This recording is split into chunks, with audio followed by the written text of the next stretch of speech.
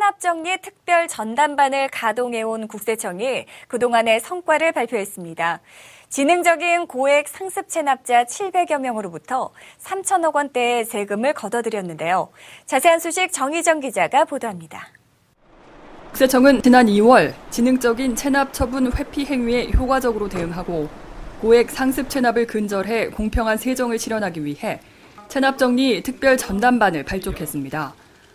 체납정리 특별 전담반은 체납 발생 후 6개월이 경과한 체납액이 법인의 경우 1억 원, 개인의 경우 5천만 원 이상이 될 경우 세무서로부터 이런 고액 체납을 인계받아 지방청 차원에서 직접 정리하는 등 특별 관리를 해오고 있습니다. 이에 따라 올 2월부터 지난달 말까지 국세청은 3천억 원이 넘는 체납 세금을 징수했습니다. 체납정리 특별전담반은 체납 전후, 체납자 및 동거가족 등의 소득 지출, 재산 증감 현황, 그리고 부당한 어떤 재산 이전 혐의 자료 등을 치밀하게 분석하고, 그 다음에 사업장 현장 밀착 실태 조사, 그 다음에 사업 현황 조사 등을 강력하고도 신속하게 집행해서 금년 4월까지 총 727명에 대해서 3,225억 원의 세금을 징수하였습니다. 이 가운데 2,796억 원은 현금으로 징수했으며 부동산 등 재산 압류를 통해 168억 원을, 사해 행위 취소 소송 제기를 통해 169억 원의 채권을 확보했습니다. 특히 추적조사 과정에서 증여 등을 확인한 체납자에게는 92억 원의 증여세 등 세금을 추가로 부과하고 무재산 등으로 결손 처분에 징수 가능성이 희박했던 체납자의 숨겨놓은 재산을 끝까지 추적한 결과 77명으로부터 613억 원의 체납액을 징수하는 성과도 거두었습니다. 이는 고액 체납자 및 가족의 소득과 지출, 부동산, 재산 증감과 해외 출입국 등을 면밀히 분석해 추적한 결과로 국세청이 개발한 은닉재산 추적 지원 프로그램이 거둬들인 성과입니다.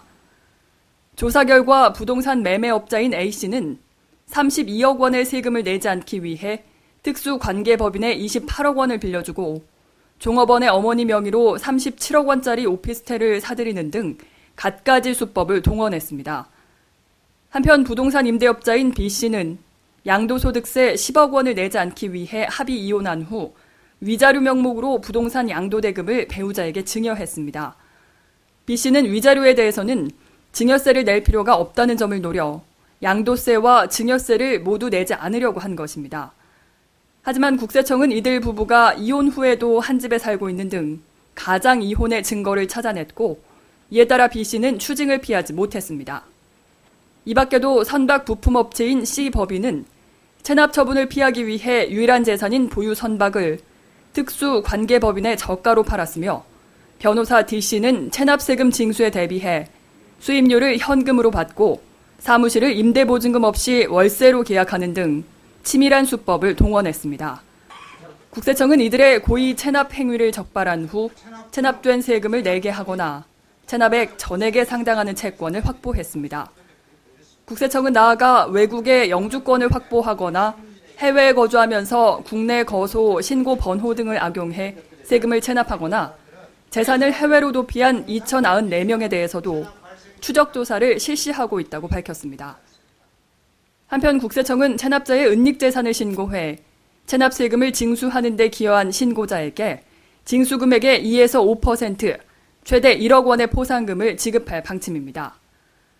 또 이번 고액 체납 특별정리 등에서 특별한 공적이 있는 직원 8명에게는 국세청장 표창을 수여할 계획이 있으며, 앞으로도 은닉재산 추적조사 결과 우수한 실적을 달성한 직원에 대한 다양한 우대 방안을 마련할 예정입니다. 국세청은 앞으로도 은닉재산 추적 지원 프로그램을 활용해 재산을 은닉한 혐의가 있는 것으로 나타난 고액 체납자의 체납 처분 회피 위험도에 따라 단계별로 추적 조사를 실시할 방침입니다. 특히 경제적인 여력이 있으면서도 재산을 숨겨놓은 채 호화로운 생활을 유지하는 고액 체납자에 대해서는 세무조사보다 강도 높은 추적조사를 실시하고 형사 고발 등을 통해 끝까지 세금을 추징하겠다고 밝혔습니다. 매거진 리포트 정우정입니다.